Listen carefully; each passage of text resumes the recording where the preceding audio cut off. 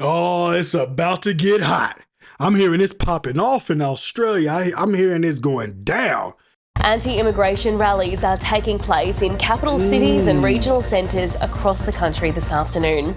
In Melbourne, anti-immigration protesters and a pro-Palestine rally have clashed in the CBD, with pepper spray being deployed and several demonstrators assaulted. It's about to get hot. Hundreds of police blocked the groups from meeting near Flinders Street station, but members from both groups marched down other streets away from the block. Hey, I've said this in previous videos. This immigration thing is a universal thing. It is popping off in Japan. I've seen videos where it's popped off in Ireland. These people are not with the illegal immigration. And I'm going to tell you why. Because these people see what they worked so hard for being stripped away from them. It's not a good feeling. And it's primarily against African and Muslim-based settlers. They are most pissed off with them because by way of what's being seen, they are not attempting to assimilate to these countries. And a lot of them are flat out letting these different countries know their entire goal is to invoke Sharia law. I don't have a problem with the Islam structure. What I have a problem with is the Islamic extremists, because a lot of them don't want to call out what it truly is. There were few police in the area at that time. Large crowds have gathered at Sydney's Belmore Park, with many people waving Australian flags. Police have formed a barricade to stop hundreds of... I don't understand. Why is there a Free Palestine movement in Australia? What does that have to do with immigration? I don't see the connection at all. Like, why are they even doing this? One doesn't have to do anything with the other. They're trying to claim that this element of what's happening in Palestine is directly connected to the immigration issue, and it's not. And I'm going to tell you something. You keep calling these people Nazis and fascists, after a while, they're going to say, so what? So what? Because it's no longer about the morality of a thing. It's about the survival. And when survival is superseded by morality, morality is a wayside conversation. We'll pick it back up in 10 years, ladies and gentlemen. That's how that goes. Yep. I saw this coming a mile off because I'm over here in Illinois and people think the immigration thing is completely secular to America, and it's not. If you pick up a news feed and look at anything outside of America, you will see this immigration is problematic everywhere. The UK, Ireland, France, Italy, all these different countries, European countries, these European countries are not feeling it. Because most of these countries, what they have in alignment with America is that most of them are homogenous, Christian, white, Anglo-Saxon founded nations. So yes, I acknowledge there's a racial component in it. And they may feel as Free Palestine protesters that they want to remove the racial component. Maybe that's why they're marching. I'm not exactly sure. But what I can tell you is this. Most of these people that are in the Free Palestine movement, if Sharia law was actually enacted, they would be the first to go. Counter-protesters who are marching to Hyde Park from clashing with the group. They got the horses, Up baby. to 1,000 police officers will be out in force in the city today, with the Sydney Marathon How do you and know the you're not in weekly America? What flag rally do you see? also taking place. You only see one flag. We have no interest in entering Belmore Park. We do have an interest in, standing shoulder to shoulder with refugee and migrant communities, and then later linking up with the Palestine rally. Some soy boy. Counter-protests have also now crossed paths with the anti-immigration rally in Brisbane. Thousands of protesters have gathered at the Roma Street Park. I'm telling you, they're going to get to the point where they're going to stop pretending to be nice, considerate people in these different countries. And instead of saying, turn the boats around, they're going to say, sink the boats. Because if they don't exist, we don't have to revisit this problem ever again in life. I'm just telling you. Parklands for a march to the Queensland State Parliament. Counter-protests are planned in many locations, including Sydney, Canberra, Brisbane, Melbourne and Hobart. Rallies have also been organised in many regional centres. MPs from Katter's Australia Party are leading a march along Townsville's foreshore. Bob Katter has spoken at the rally. Oppression becomes law, then resistance becomes duty. And underneath that was written, every man dies, but not every man lives. That is Australia. That is Our reporter Nabil Al-Nashar is at the rally in Sydney and he joins us now. Hi there, Nabil. What can you tell us about what's going on where you are? Melissa, well, you can probably hear the crowd behind me. There's definitely thousands more here in this march, which started in Belmore Park and has now made its way to Victoria. Here's the thing they're not telling you. There's tens of thousands of protesters in the support of We March for Australia. This is the name of the march. There's thousands of supporters for the Palestine issue. But I also want you to understand how important America is to all of this. When America speaks, the world listens. Because once Trump won the seat in 2024, it allowed a lot of deep sentiments that a lot of these different citizens in various countries felt to come to the surface and say, it's okay, we can go ahead and project what we're truly feeling now. Because I almost guarantee you if Kamala would have won, this would have never happened. This is what happens when a person feels their country is being taken from them. Native Americans felt the same way. They didn't get a good deal in the end, did they? Park near Sydney University. The numbers have definitely increased from that initial estimate that we had at the beginning. The crowds have many chants throughout the day during their march, including Send Them Back, Save the Nation, Stop the Invasion, Australia First, and more. Many were also chants against the Prime Minister, Anthony Albanese. What country does that sound like? Send them back, Australia First. Who seemingly echoed that same sentiment during the 2024 election. Easy as you might be able to hear some of them behind me now. Some people who we spoke to were very quick to point out that this march is about being anti-immigration. It's about stopping the flow of what they describe as mass migration. I think he's right on that part. It's not so much about the immigration itself. It's the mass immigration where you're doing it without any checks and balances. That's what is problematic for a lot of citizens in any respective country. People don't like feeling as if they're being overrun. That's just a fact. And when you do that, people will resist and fight back. And one of the things I want you guys to pay attention to throughout this video, one of the things that you see deeply involved are women. Once the women get on board with your movement, that's when you'll gain steam and traction. What creates the spearhead of your movement is when the youth get involved. Those two things combined, that's what puts the locomotive to your movement. And that it has nothing to do with race. This doesn't seem to be the view shared by everyone we spoke to, though. Come on, we're all thinking it. It definitely has something to do with race. Let's just go ahead and call a spade a spade. There is a racial component, absolutely. But at this point, I don't even think they care anymore. I think we're being overrun by Indians and Muslims. Okay, I take back what I just said. I said I thought we were getting there. It appears we're there. It appears we're at that point now. The whole sinking the boats thing that I just said, I think that's where we are. Yeah. I'm not against migration altogether, okay? I'm just over the fact that we're bringing so many in at the same time. Yeah. And like she said, they're not conforming to our way of life. Because you think it's a better country. Yeah, they have to live the That's what it they is. have to live the way they that want you we to live. assimilate. Even the event organizer and first speaker, Jesse Stewart, who is the husband of Beck Freedom, didn't shy away from the racial element to the discourse here at this march.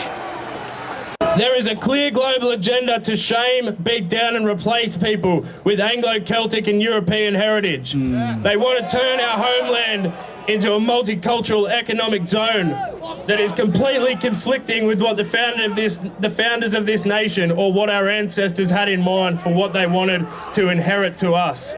What he saw. You may not like it, but I understand what he's saying. They want Australia for Australia. Africans should want Africa for Africa. They should want people that look like them, that speak like them, talk like them, dominating their respective sectors of the country. If various countries in Africa unite to become one large nation the same way as America, and they fall under a democratic system, it'll be a problem.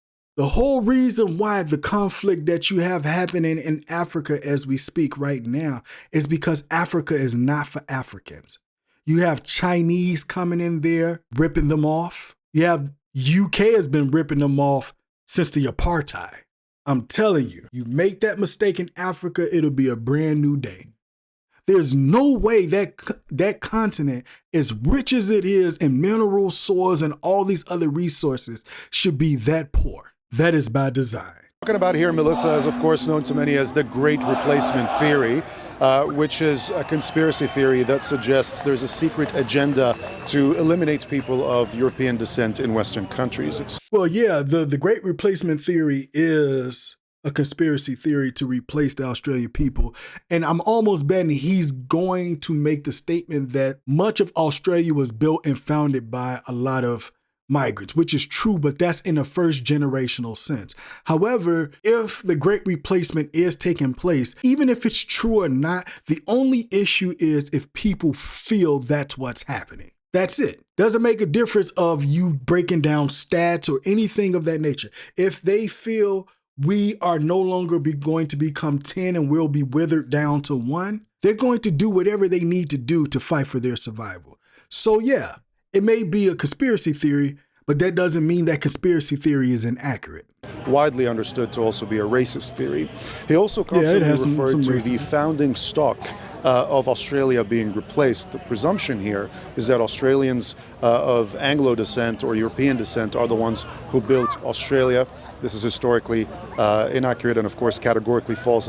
I knew where he was going with that. He's basically suggesting that they've been miseducated. They don't care about that part. They don't care if they're being miseducated. They care about what they're currently experiencing in today's world. That's it. Sidelines every other group of Australians who have contributed to building the nation over the last 200 years and more. And of course, First Nation Australians before everybody else. It also ignores the fact that European...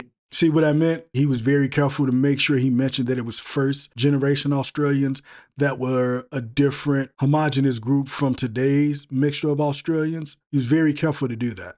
Came to Australia just over 200 years ago. The march has concluded, but the protest continues with speakers climbing up on stage. There have been many other chants made. There seems to be several factions within this march here today with different and varying views from the ones that are being purported, even amongst the speakers themselves. All right, Nabil Al-Nashar reporting there in Sydney for us. Thanks very much for the update. I want to watch one more. I want to watch another one. Good evening. There have been violent clashes at anti-immigration rallies in Melbourne, with police using pepper spray to disperse rival protest groups. Authorities say that overall 5,000 people attended the multiple marches in the city. 6 people were arrested. Around the country, thousands attended rallies. You don't see an American or any other flag in sight. That's how you know you're not in Kansas anymore, Dorothy. Rallies calling for an end to mass migration. Hands, head, shoulders, knees and toes, knees and toes. In the city centre. Outnumbered and under pressure, police officers caught in the middle. Thousands turning out despite Premier Jacinda. They are popping off in Australia. Look at that. Australian flags for the eyes can see. I'm pretty sure they coordinated that way and they told others don't bring any other flag but the Australian flag because they wanted to get the exclamation point across the street. I'm pretty sure that was by design. But this is just me showing you this mass immigration thing is a problem worldwide because they literally see their culture being ripped from them from their very eyes. So I don't blame them for fighting back. I think any country should do this. Condemning the march, labelling it un-Australian. So you think despite a blockade of police on bikes, horses on foot, and in vehicles, rival protesters came head to head. The protest, called March for Australia, stormed its way to Parliament House and faced a lineup of the riot squad and police. Oh, we got some Call of Duty action going on here. Oh, it's about to be AoE damage in a minute, I see. Oh, they're not aiming for single target. Oh, it's going to be AoE. There will be no loot crates. There will be no loot crates. Amongst the speakers that took to the stage, neo-Nazi leader Thomas Sewell, while... All right, before you guys get hot, in every movement there's extremists. But this time around, there's a lot of different issues that's happening that's causing all these different secular groups to agree on one issue, which is mass migration is the issue. Yes, white nationalists, they feel an extreme level of pride to their country, racial inferiority of other races, things of that nature.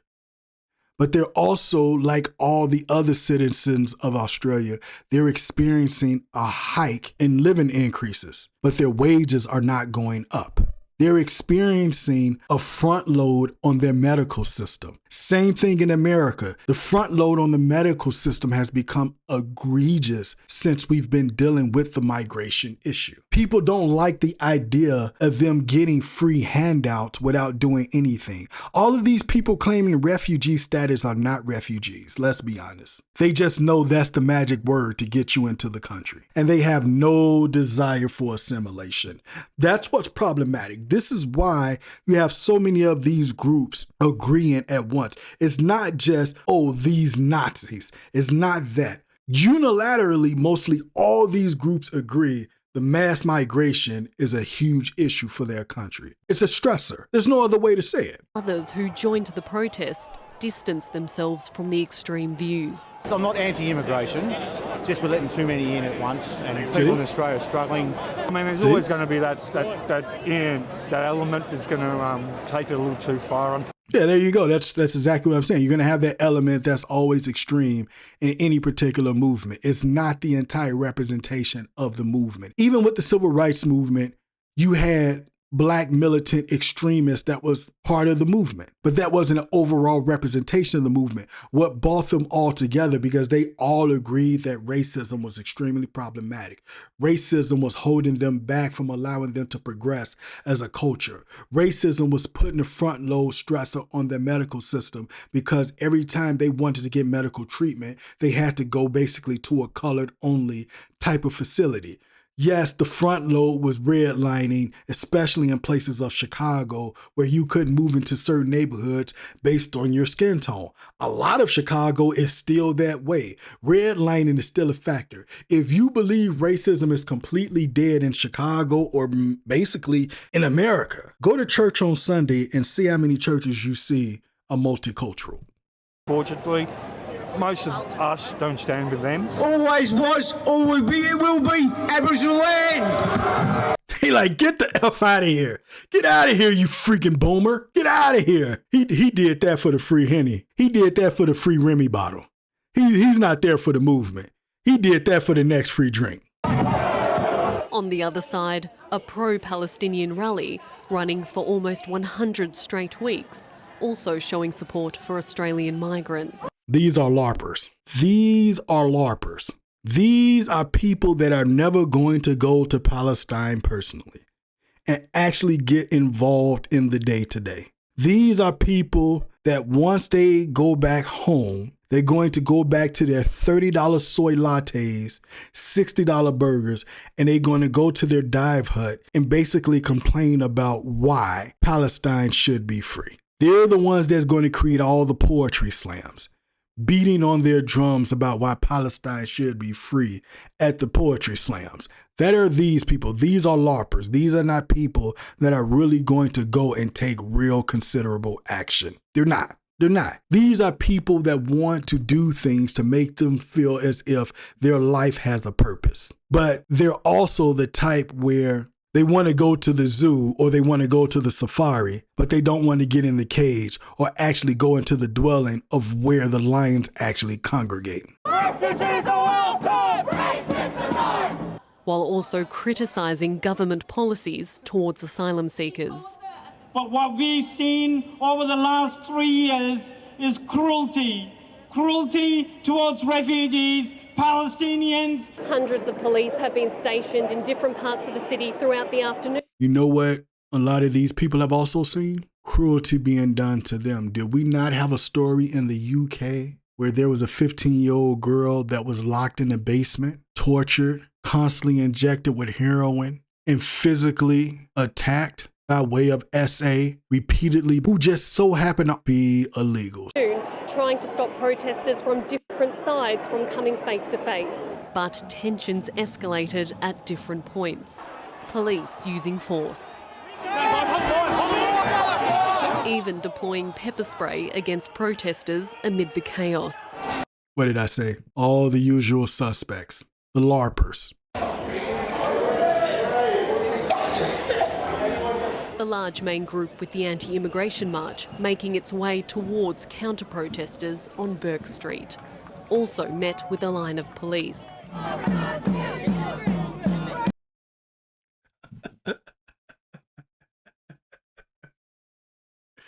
They got Grandma in there getting it. Grandma about to give a crack to everybody standing. She is with it. Grandma is old school gangster. She's 1930s criminal gangster. Oh, she used to lead the Australian mafia. She is standing on all business, and she is not using a walker for support. Pro-migration protesters criticising officers. Oh,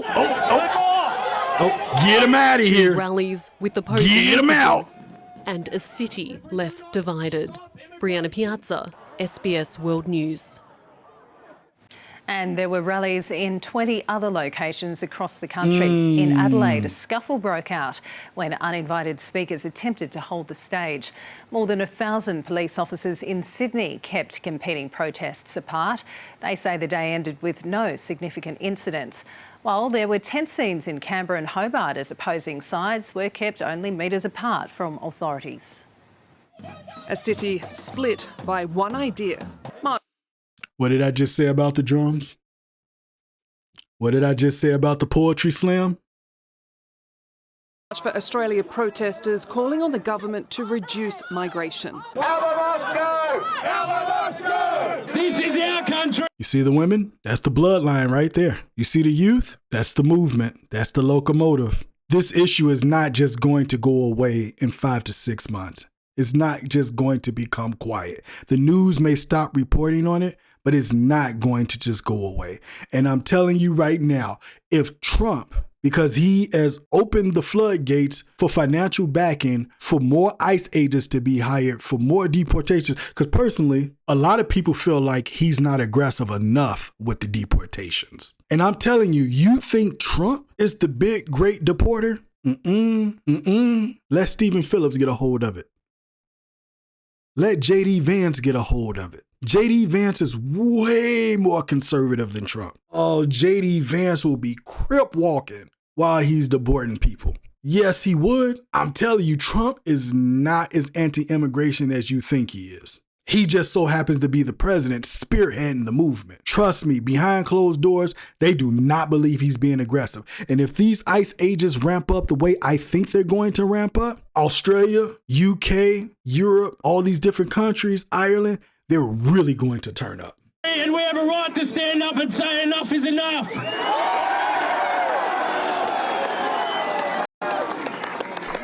When I walk around Australian cities and suburban areas today, it doesn't feel like the country I grew up in anymore. I always hear foreign languages and foreign people stare at me with hostility. Police. What else do you say? That should put the fries in the bag moment right there. That's what they're pissed off about. People that don't want to assimilate and look at them in their own country as if they're the foreigner and they hate them and they don't want them there. And you think there's not supposed to be any pushback. These guys don't care about a legal process. They want them gone. They don't want the bureaucracy anymore. They're tired of that. Sending them along a previously unplanned route to avoid so-called anti-racism protesters. Protesters I've spoken with have a raft of grievances, from a high cost of living to low housing supply and a perceived loss of Australian culture. That's the uniting factor right there. Prime Minister Anthony Albanese, and what they say is too much mass migration. We don't have the services we require. Rents are too expensive. We don't have hospitals. We don't have What did I coppers. say previously? We had enough. It's time to look after our own. Others more direct.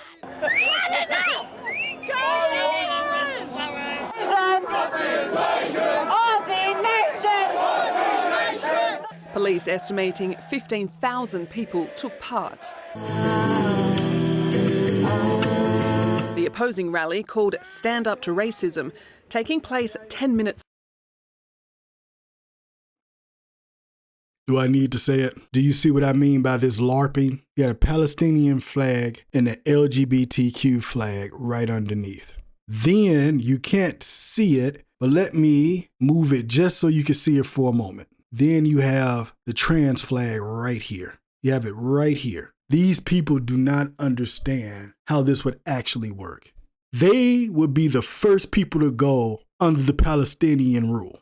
They would be the first to go. Do they not understand their very teachings is to not support the LGBTQ? They, in the eyes of the Palestinians, especially under the Muslim rule, they would be seen as an abomination. They would be the ones that need to go in the pot first.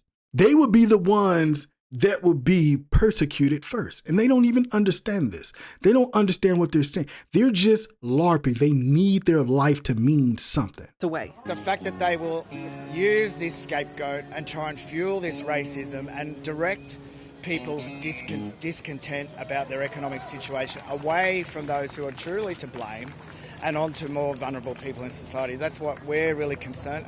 Despite the proximity of protests, New South Wales Police reported no significant incidents. Police are very happy with the behaviour of the crowd today.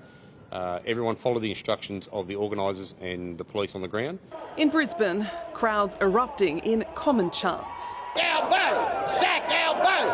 Who will stop mass immigration? Who will stop your country from being stolen from you? Marchers in the nation's capital cheering on the One Nation leader.